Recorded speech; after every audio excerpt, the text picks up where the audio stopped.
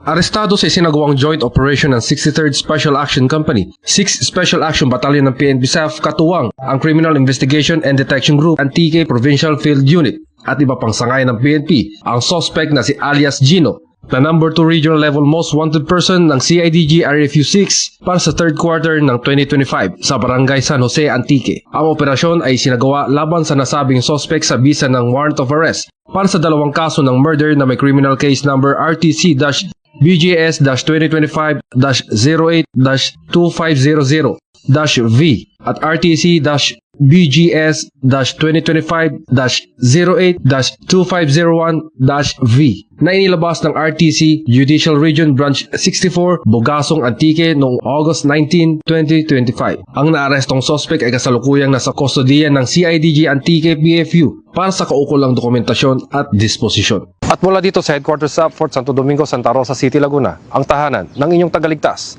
Ako ang inyong PNN correspondent, Police Corporal Marcelino Termenes, alagad ng batas, taga-taguyod ng Balitang Pulis.